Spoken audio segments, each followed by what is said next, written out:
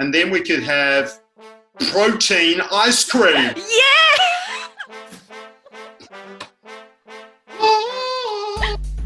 And the angels have sung. Cool. All right, let's get going. Let's do it.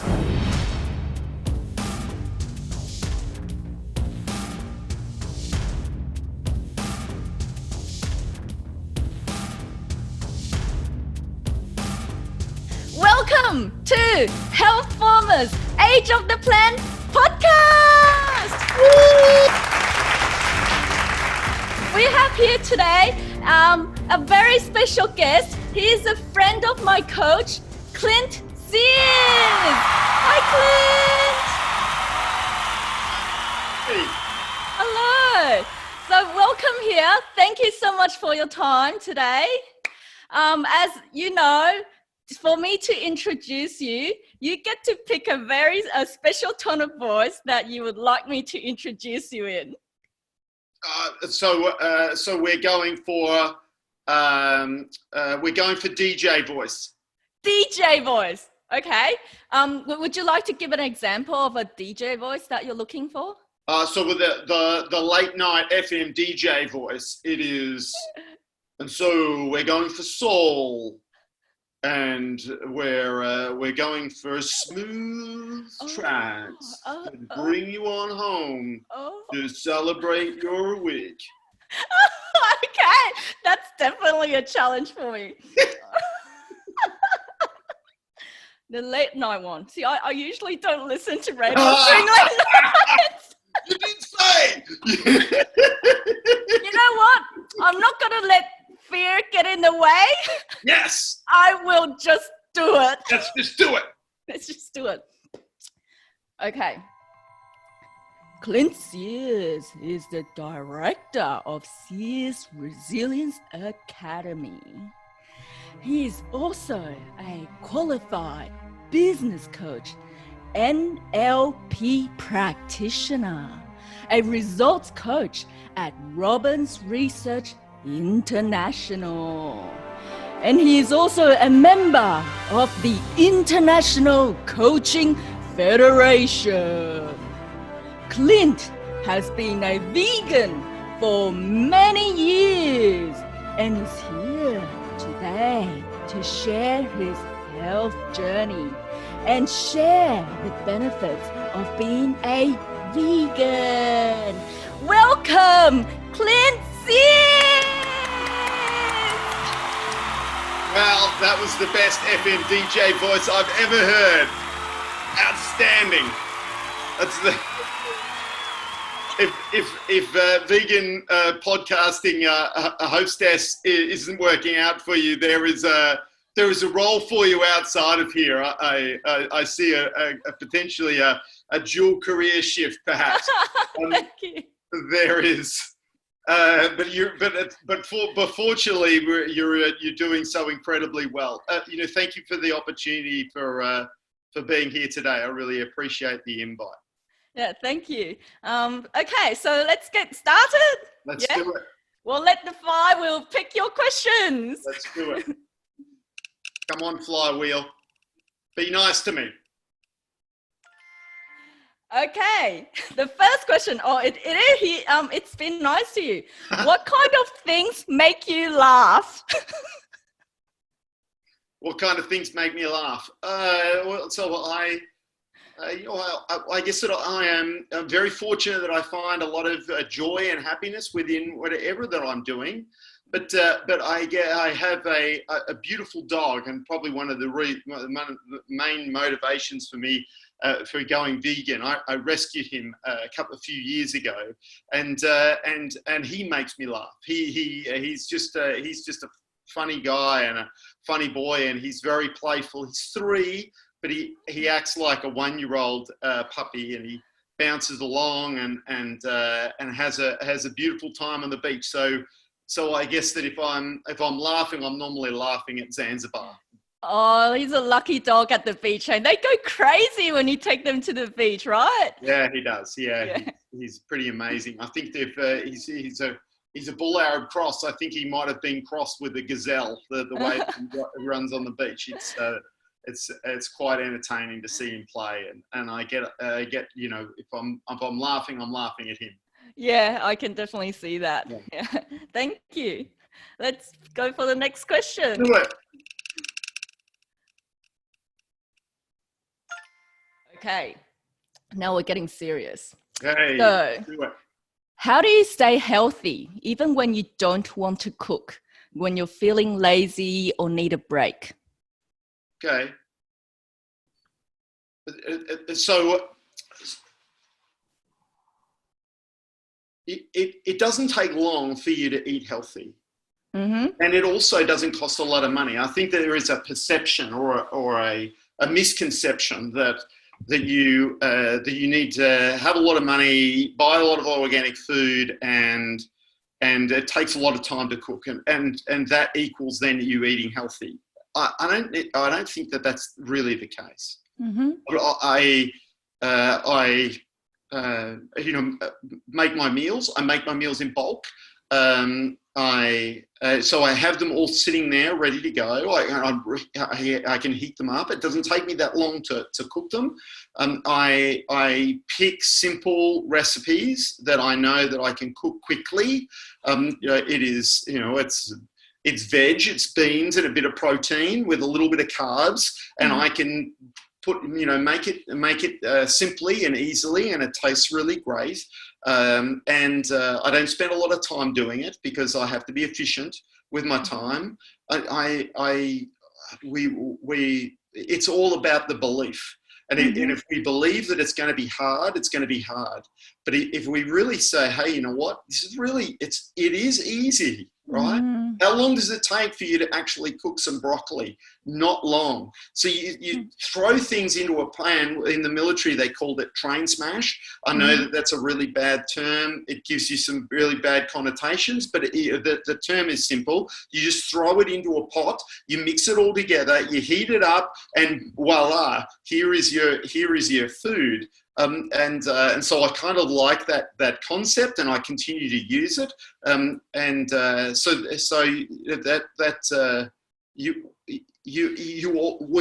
guess the extension to that question, if I can just go and elaborate, Yeah, sure. is that if we're working in debt if you're not eating healthy. So if you're not eating healthy and you're then living on junk, then at some stage you're going to have to repay that debt. And so how are you going to repay that debt? Well, you know, the medication that you're going to have to take, the time that you're going to have to take and reduce the weight loss, the amount of stress that it puts on your joints, the lack of sleep that you're going to get at night, the lack of enjoyment that you're going to have with friends, family, kids, etc. At some stage, you're going to have to repay that debt. So why live in debt when you can just do the right thing now and have the benefits of actually having the energy and vibrance that you can to be able to achieve what you want to achieve in life. Mm-hmm. And that's a really good way of saying that. You just made me come up with an analogy, so I'm going to give it a go. I'm thinking loud here now. So you know how when you play video games like Super Mario or something, and there's always that life bar there, like how much life is left. Yeah. So if you see us, if we're eating healthy, the life bar will keep on going up. Yeah. Like you'll use up the energy, and you eat healthy, your life bar go up. But if you keep on eating junk, the life bar will keep on going down, and eventually you lose a life, and you have to, pay a debt. Exactly. Come back. Right. Yeah, exactly right. So it's you're absolutely right. I love that analogy. Yeah. That's a beautiful metaphor, and constantly people will say, okay, well, I haven't got the time to be able to eating healthy, or I don't have the money right now, and so they'll reach for something that's quick and easy, and well, that's quick and easy now, but how are you going to repay that debt? Yeah. How many extra Ks do you have to walk? How many, extra sessions in the gym do you have to do? How will you repay the debt for eating that processed junk right now? So all of the acid that builds up in your body, yeah, you're absolutely right. How will you build that life bar back up? Yeah. It might be quick and easy right now, but really, how much pain is it going to have to erode what you've just done? Yeah, that's absolutely right. Yeah. Thanks for sharing that. Right. Let's move on to the next question. Do it.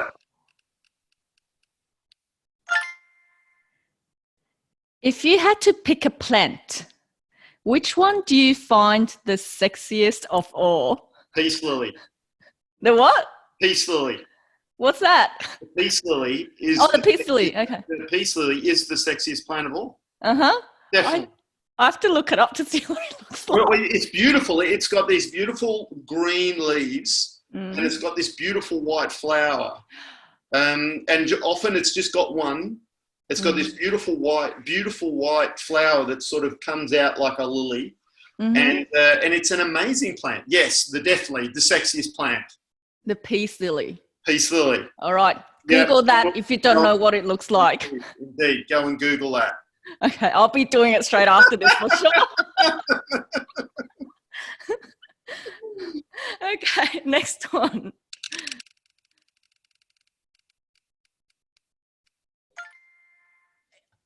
Okay, it somehow really liked that question and picked the same one. So. Yes. All right. Have you zagged since you became vegan? And what was it on? Yes, I zagged. I zagged. I was eating eggs. Eggs. Okay. I was eating eggs. I was on a remote property out beyond Lismore, and they had free range chickens. And so I was eating the eggs. Like, these chickens were just producing all of these eggs. It was like this, just collecting the eggs, and the eggs were sitting there. And I thought, well, it's a drive to get food. It was like 30 minutes to the nearest town, and so it's an hour's drive. And so I was eating eggs, and I was justifying at the time because the fact that they were free range and they were just like roaming around, and I was feeding them, and they were just producing the eggs, and the eggs would just be going to waste. In the end, I wasn't eating the right thing. I wasn't eating the right thing by me, and I like the taste of eggs, but I know what I'm eating, and despite the fact that it tastes good, does not mean that it's good for me. And I can justify it in terms of no harm to the chickens. Yeah. But the mere fact is, what I was eating wasn't good for me. And it just so happened that while I was out there, I was because I was eating all of these eggs, I was stacking on a ton of weight. And as we just said, you go into a debt. You go into a debt. So I went into a debt. And that debt's, being repaid, right? Oh. So yeah, I have zagged, and I'm not proud of it. And I realise and appreciate now that, look, proper free range eggs, like, I am supervising the chickens, and I know where their lifestyle is. Doesn't necessarily make what you're eating to be right. And you can justify it in terms of, look, it tastes good, but at the end, you've got to be thinking about, well, is this what I really should be eating? And clearly it wasn't. So what were how long were you vegan, already, when you zagged on the eggs, and how long or how many eggs did you zagged on, and how did it affect your body? So I was there for about a month. Okay. I was there for a month, and I had and I was probably vegan. I was vegetarian for a while, but I was probably vegan for 6 months prior to that time. And so that was the zag. Yeah. Okay. And then how did it make your body feel? Oh, just bloated, and with that bloated feeling came, that lethargy, and that didn't have the energy and the vibrance that I really needed, and it was noticeable. It was noticeable. Wow. And pretty quickly when I switched over and was doing vegan scramble.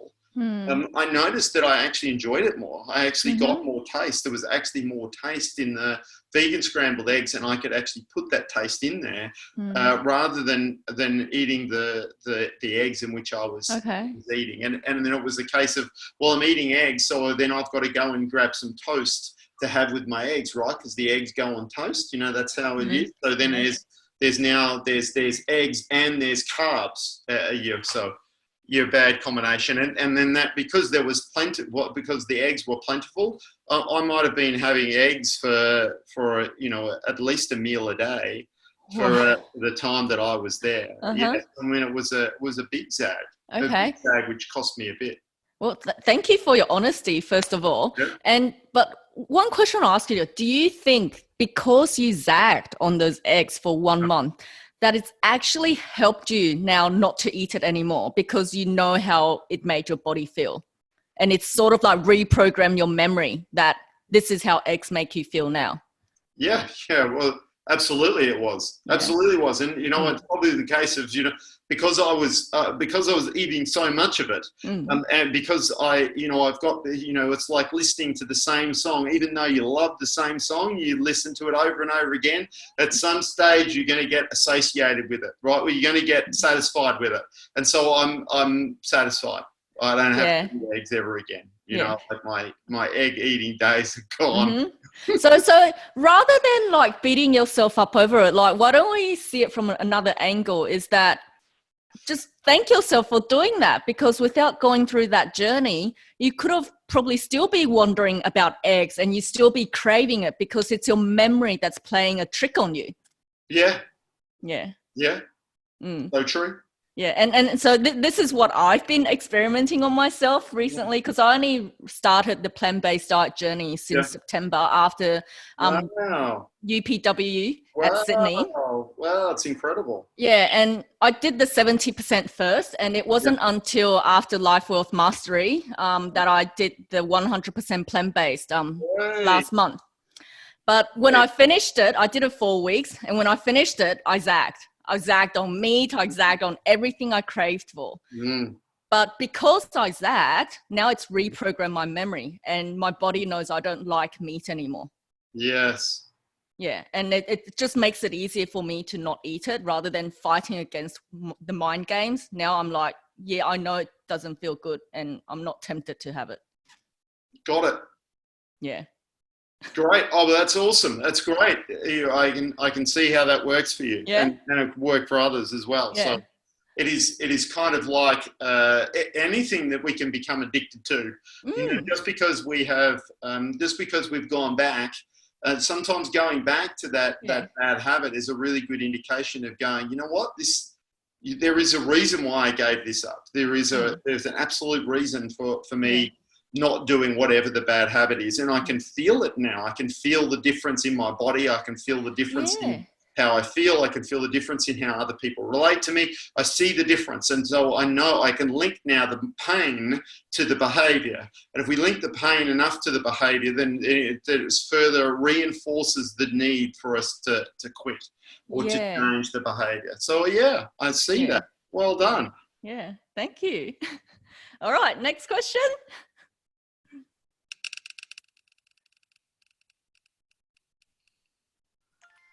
All right. Can you please share with us, what's your favorite dish? What's my favorite dish? Yeah. I love spicy food. I like anything with lots of chili and lots of flavor. There is the meal that I cook is a very simple vegetarian, vegan Vindaloo that I do, and tell me more. I simply, I'm like, I really would love to say that I go and make all the sauces and I do it all from scratch, but I don't. I get a packet. Okay. The packet. I get some veg. I get some beans and some lentils. I throw it all in a wok. And then I throw in the sauce, which is vegan, and then I throw in some noodles which are also vegan, and I pan fry them, and it is really good. It is really good.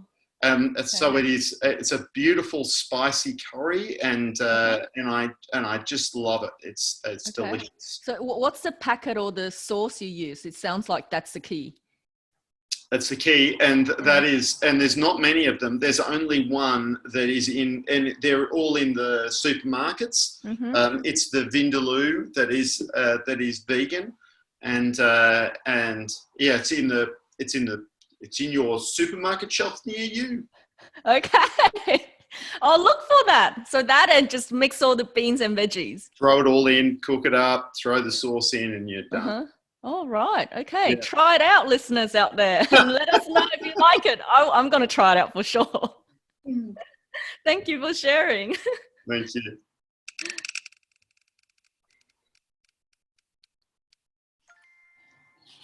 Okay. Can you share with us, when did you have your first 100% plant-based vegan meal? Like, when did you officially go 100%? So was this when I was like, was this what I wanted to, I was changing, I was I was learning. When did you make it official that, yeah, it's now all 100%, like, or what was it like before, and when did it make this big shift? Because you mentioned you were vegetarian, then you went vegan. I did, yeah. Yeah. And so, I guess that the journey has been going on for a while, and I have realized that a plant-based diet was the way to go, but I didn't have any knowledge of what to eat, and I simply was eating salad. I was just eating salad because I had no idea about carbs and proteins and, anything else. So I was eating salad.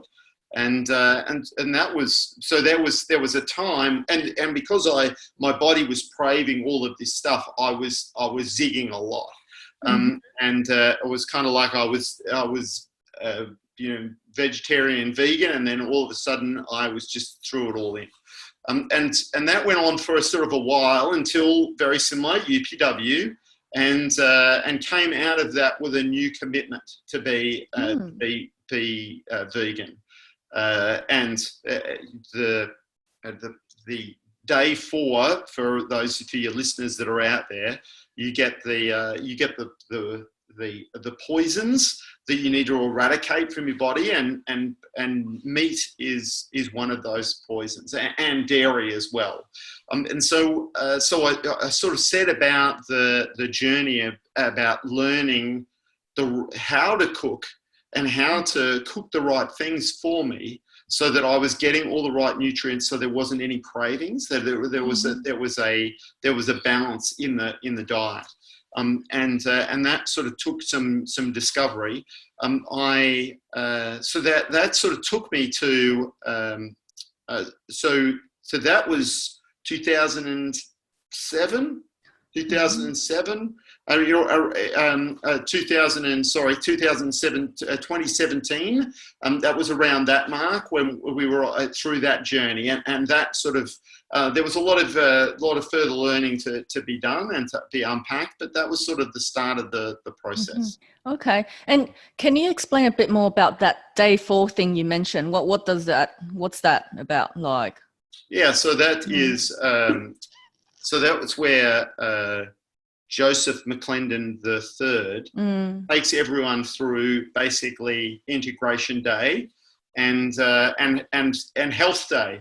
But he looks very carefully at and gives you some strategies in regards to your health, and really challenges people and about their beliefs. He challenges people about their addictions to meat and to dairy.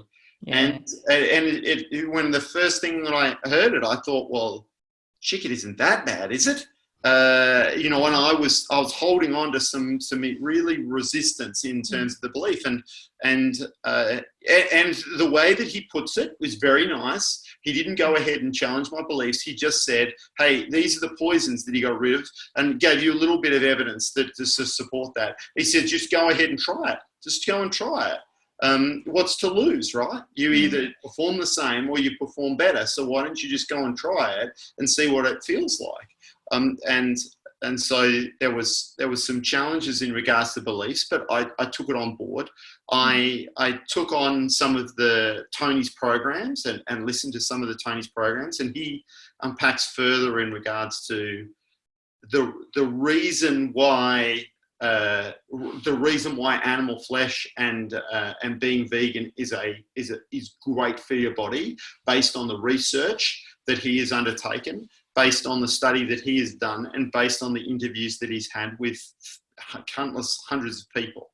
And so he goes into that a little bit more in detail, and I really enjoyed that. And that really, Tony has a really good way of making you associated to the pain.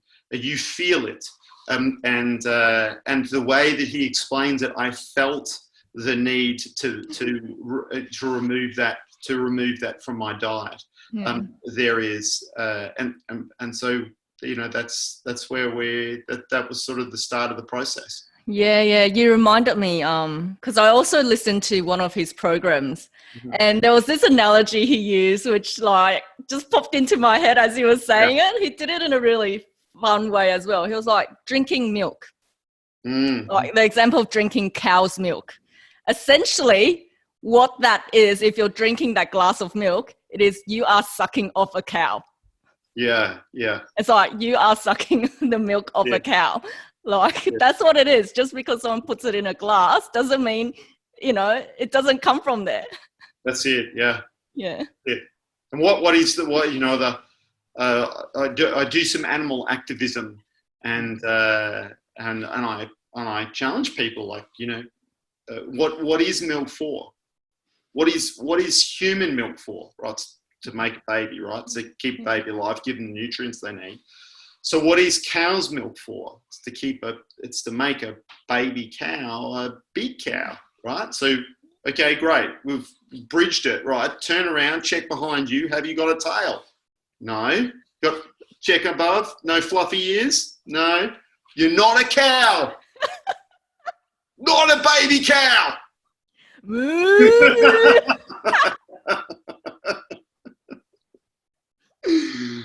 So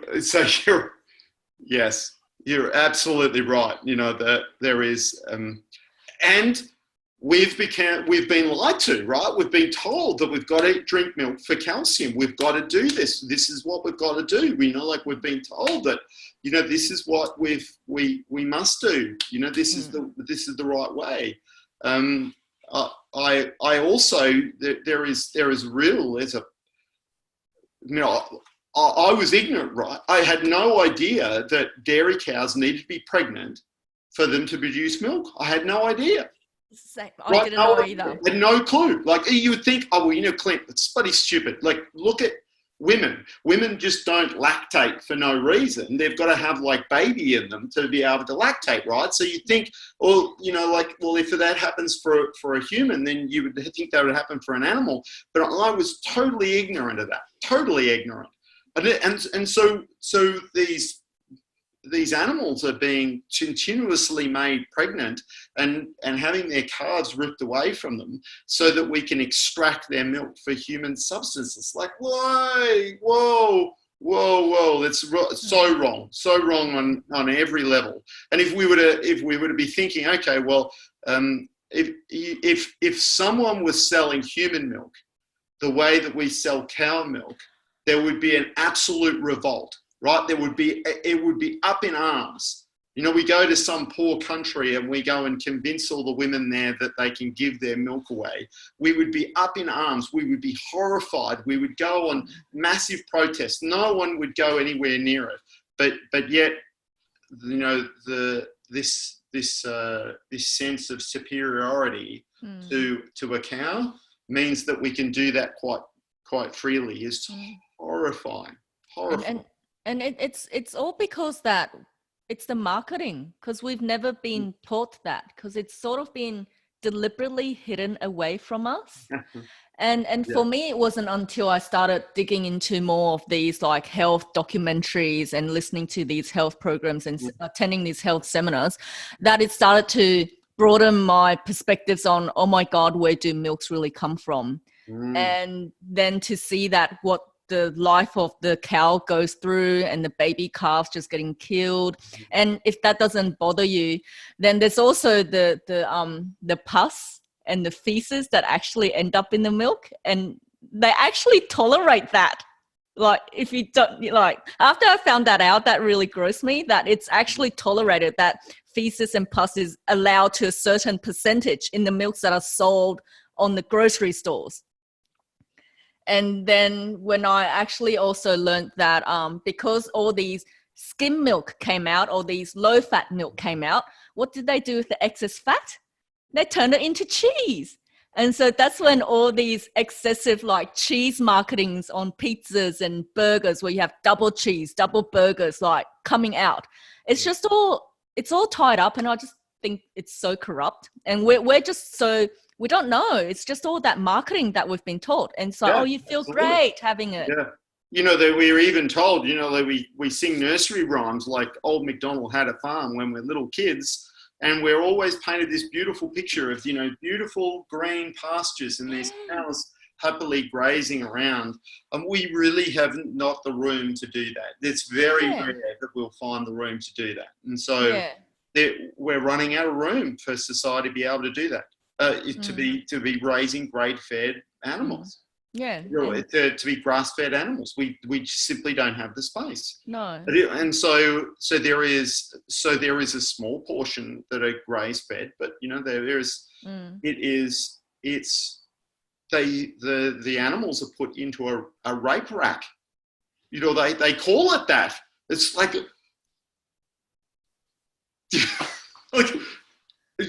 How do we tolerate this?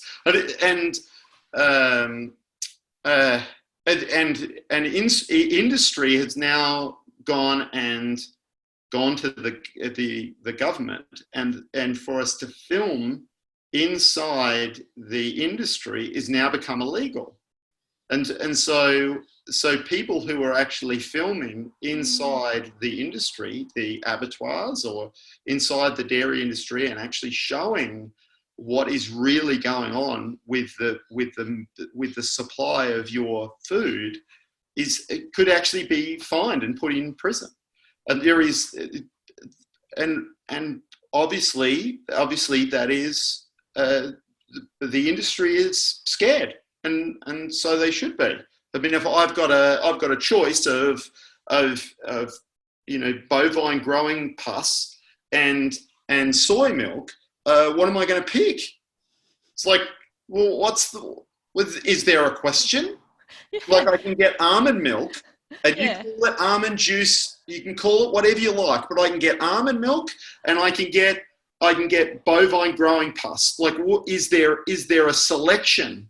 Seriously, you know, don't, even the health concerns are bad, but if we start to be thinking about how much water is the cows drinking to be able to produce that liter of milk, you know, like how much CO2 and greenhouse gas emissions has that cow produced to produce that liter of milk? There is, you know, the how much land have we cleared to be able to grow the grain that cow is now eaten to be able to produce that liter of milk, and you don't get any of that for the almond milk. Don't get any of that for the soy milk, right? Is there any question? I mean, I go to the supermarket and I go and choose, and I hope everyone goes to the supermarket and choose responsibly. And I would hope that, you know, they don't just look at the price. I was speaking to a guy recently, and he said, you know, so why do cows produce milk? And they said, well, so it's to put on my cereal. And so, okay, no problems.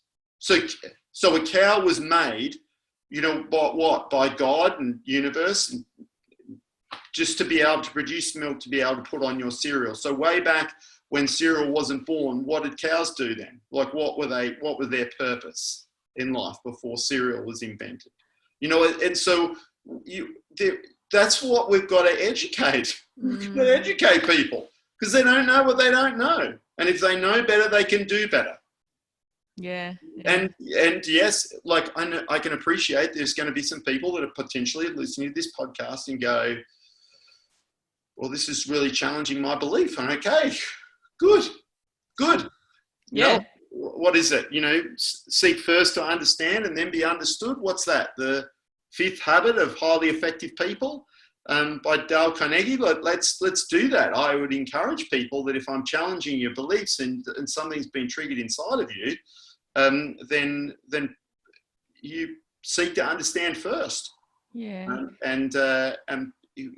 Yeah, please do that. Yeah. And just to, like, I know this conversation got really deep, and I think it's needed to get it really deep to at least get you interested, like listeners interested, to look into where do milks actually come from. Google that. Where do milks come from? Where do cow's milk come from? And then also look at all the different varieties of plant milk, nut milks that are available out there now. There's soy, almond, cashew, there's rice, there's even like macadamia, hazelnut, like you want it, you name it, you got it. You either can buy it or you can make it yourself. It's so easy and it actually tastes so good. And I left out coconut milk. Come on. So many. And you actually feel good eating it afterwards. You don't need, there's no sense of guilt, and you get that instant hit of energy versus the other one where now the more you know, like you can test it out. You can even switch between cow's milk and then nut milk, and then start to see how your body reacts. You know, there's no harm in doing it. If you have allergies, that's of course avoided. The ones you're allergic to, but apart from that. Yeah. And yes, I absolutely agree. And once again, Dominion is probably the best video that if you go through Dominion and watch it from beginning to end, and at the end of the video, you choose to go and do meat and do dairy and do eggs, then okay, but at least you've now been informed, right? You know where it's coming from. If you watch Dominion, then you'll know, and you'll be able to make an assessment and understand. And then you can then make it as a personal choice. Is it better to make an informed choice than an uninformed choice? And you know, and so when are you old enough to make informed choices? Well, you know, I would suggest that anyone that is old enough to comprehend and to actually go and, you know, make themselves some food is old enough to be able to determine whether they're going to make an informed choice or not. Yeah, and I've actually watched Dominion, and to be honest, it was really, really heavy for me to finish off. It was just so confronting. And so if for those of you who also think it's too heavy for you, the other documentaries you can also watch, which will also introduce you to the world of what's really going out there in terms of where milks come from, etc. Is one I thought was really good is Fed Up. It's also really good. It covers that in a more lighter way, but it also gives you a glimpse of what's going on. Fed Up, or What the Health, or Forks Over Knife. And those ones are like easy entry level ones for you to have a look. Yeah.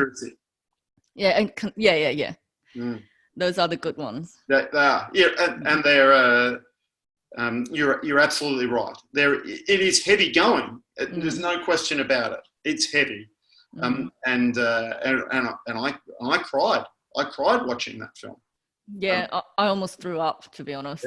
Yeah, no, I can appreciate that. I can appreciate the response and the reaction, and so better to make an informed choice than no choice. You know, I would say that, you know, if I was to go and grab an animal and go and you know, take it out in the street and treat it like those people were treating it within that film, which happens every single day in the industry, then I would be arrested.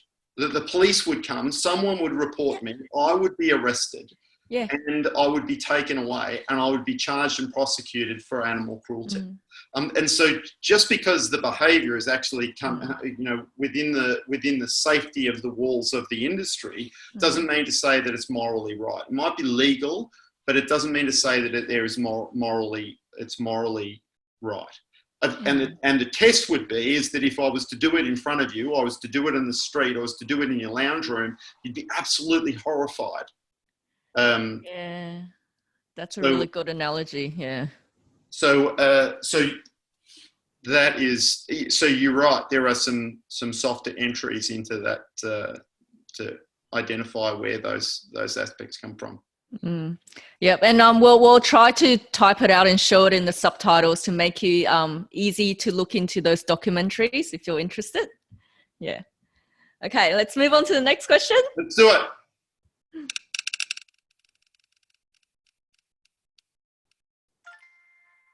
All right. Can you share with us, how do you feel after going plant-based vegan?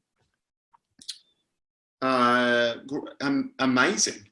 Really great. And let me, you know, so I have more energy. I have more vitality. I used to get sick a lot, and I was sick for long periods of time. You know, like I'd come down with the man flu. It's like fatal, right?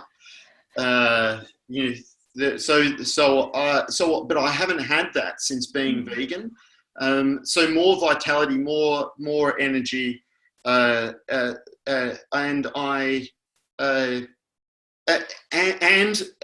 morally I'm aligned, right? But before it was a case of, I really, you know, animals are.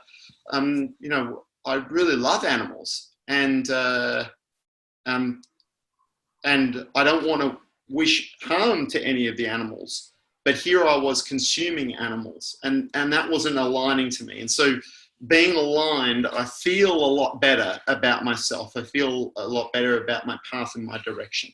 And so I think that's important to me. So, you know, I kind of like the analogy, if you think about those people, the animals out there that are carnivores that eat meat. You know, they're the lions and the tigers, and they go out there and they, you know, grab their wildebeest and they go and devour their wildebeest, and then what do they do all day? They just sit around in the sun, right? They're just like, oh gosh. You know, like I've overdosed on a sizzler buffet. You know, like I've just gone crazy, right? And they just sort of sit around and lie around all day. But you know, like you don't see any of the vegetarian animals do that, right? You don't see the gorillas, you don't see the chimpanzees, you don't see the elephants, you don't see the giraffes, you don't see the rhinos going, right, you know, time out, I've eaten enough grass today, I'm just going to check out here. You know, I'm just going to lie around. You don't see that, you know, and you know, I really feel like I have the energy that just keeps me going all day. And I have 6 o'clock coaching calls, and I have 6 o'clock PM coaching calls, and I will coach all day. I'll have the same energy and vitality for the 6 o'clock person as I'd have for the 6 PM person. I'm very fortunate to be able to coaching all my clients all around the world, and the reason why I can support them and serve them is because that I have the diet that I have. Yeah, and I can definitely feel your energy coming through the camera as well, for sure. Yeah. Thank you. Thank you. I think we have time to squeeze in one last question. Let's do it. Yeah, I really enjoy talking to you. Okay, I picked the same one again. Is it the plant? No, it was the same one. How do you feel after going non-plant-based? Okay, so here's a interesting one. what's your cheat meal to treat yourself? Ooh, cheat meal. Yeah. So I've got a huge sweet tooth. I have a huge sweet tooth, and so if I was looking for a cheat meal, it might be ice cream. I know it's terrible. I have an all or nothing approach, so I have to get a really small tub of ice cream, otherwise I'll monster the whole thing. And but there's some really nice vegan ice creams you can get from the shopping centre, and that would be a cheat meal. So even I haven't repaid my debt well enough right now to be able to afford my cheat meal. But so I'm still paying down some of the health debt that we talked about earlier. But that would be absolutely that would be heaven. Just sitting there and with my bowl of vegan ice cream and on a Friday night watching a movie with my kids. That would be awesome. You know what? I have something maybe I can help you with. So I also have a Age of the Plant series on YouTube where I do like cooking videos of plants from A to Z. And so far I've done it up to D, and D was dates. And I did this banana dates ice cream recipe in it, which is so easy. You can home make it and it tastes really great. Amazing. So Go check it out and then just make it yourself. It's only like banana, dates, and I use coconut milk, a bit of cinnamon. Yeah, wow. So I put it in the blender, that's strong enough, and it'll be like, banana ice cream, but there's nothing you need to feel guilty about. Woo! Wow. And it's really good. Nice. I love it. And then I added some blueberry in it to like make it, a bit of like sweet and, with that blueberry taste. Oh, look, we could throw some vanilla plant-based protein powder in. Oh, yeah, you can. And then we could have protein ice cream. Yeah!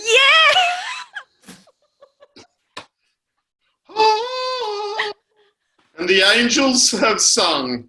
Yes.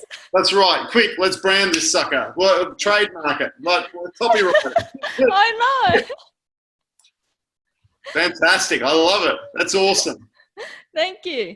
All right. So our last two questions. Tell us a bit about what's going on with your business in the next few months.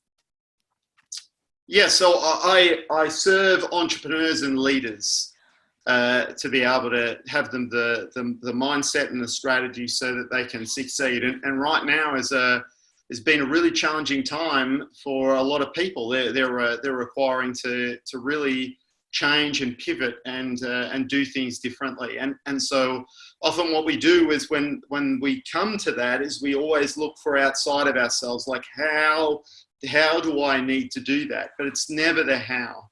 It's Tony talks about the tyranny of how, that's when we get caught up in, I don't know what to do. And it comes from this lack of certainty.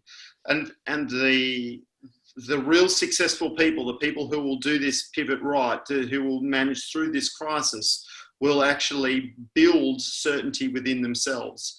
And so what we're going to be launching within the end of this month is actually a 12-week program for entrepreneurs and leaders that will actually build their business through that pivoting and that transformational strategy to be able to gain considerable growth during this challenging time. So I'm excited to have this group of entrepreneurs and leaders on board. If that resonates with you, please reach out to me, and I'll be excited to introduce you to the program and see if we're the right fit for each other. Wow, thank you for sharing that. And what's the website address that they can find you on? SearesResilienceAcademy.com. Okay, well, make sure we have it in the description so you can find it. Great, awesome, thank you. Yeah. Thank you. All right. And last question, and the most important one. So our goal of the HealthFormers podcast is to be able to influence and impact as many people as we can to join this plant-based diet transformation journey to improve their health and their happiness. So which health hero can you help us invite to join us in our next HealthFormers podcast and be a special guest? Well, that's an exciting introduction. I think that there is a number of people that I'd And I would love to give you a few names if it's all possible. Yeah. Carlina is a yoga teacher and who is vegan, and she is on a very spiritual path and a spiritual journey, and so I think that she would be a really great fit for your podcast to be able to serve your audience at that level. And Serena is also an Ayurvedic practitioner. She is vegan, and she runs retreats and workshops in the Ayurvedic lifestyle, and is a sway on a vegan plant-based diet through her coaching and her training. And so I think both of those would be awesome to have on your podcast, to be able to reach in and to arm and fuel your audience. Yes, please give me the contacts and I'll reach out to them. No problems. Yeah. Thank you. I think they'd love it. Yeah. And like, I haven't been able to find any female guests yet, so I'll be so excited to finally be able to interview a female guests.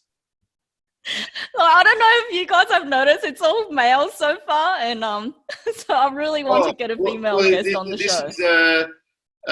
I'm surprised about this, because if I went to the Cube of Truth, if I went to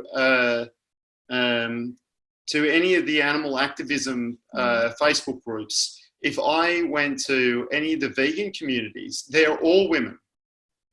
Oh, okay. All women. So I'm surprised. I'm very surprised. So far I've been rejected by women. Is that right? I think because they're just more shy. The ones I've reached out are more shy. Sounds like they need a coach. Yeah, they need to go see you. Send them my way. I'll prep them for you. Okay, I'll know to do that next time. Yeah, got it. All right. So thank you so much for your time today. For you listeners, if you enjoyed listening to today's show, please remember to share the love. Share the podcast with your loved ones, with your families, your friends, your colleagues, and to let them know more about what it's like, the benefits of a plant-based journey or a plant-based health diet, vegan diet. It's the progress that matters. It's taking that extra one bite of health at a time. That's what's really most important. So for you, Clint, we have a special sign-off slogan for our guest, and that is, you need to say, live healthy, live happy, and ha ha ha, like laugh it out. Live happy, live healthy.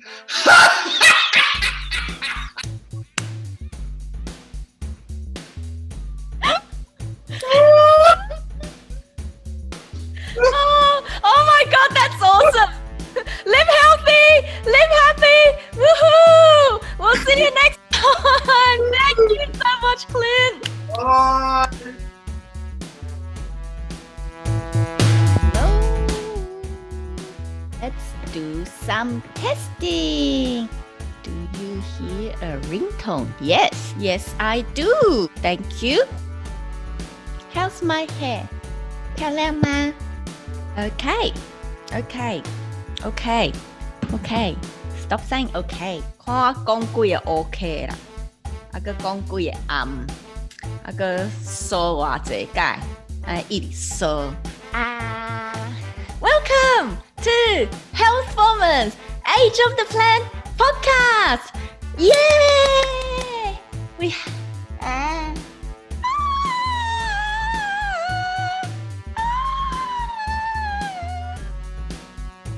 Oops. I burped. HealthFormers, Age of the Plant, one bite at a time, one bite at a time. I see you.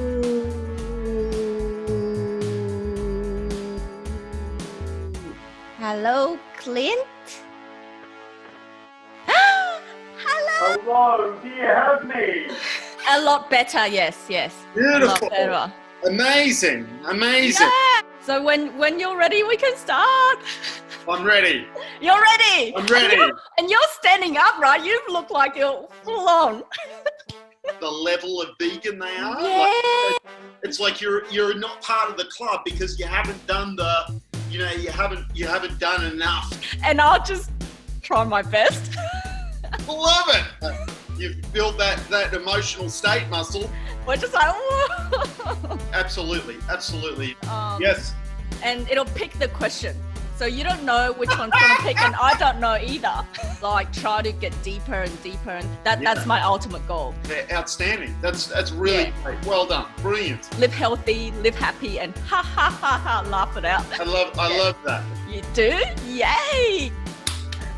You're awesome, man. I love your energy. Beautiful. Wow, that's cool. Wow, Yeah. that's great. That's why you have access to the beach, eh? That's why I have access to the beach. Indeed. Lucky you. Indeed. But I miss the beach. There's like baths, I guess. They call them baths. I think they did the baths. I'm a newbie. You do, yeah. Like zigzag your way to health, zigzag your way to plant-based. Someone in the vegan mafia will be upset.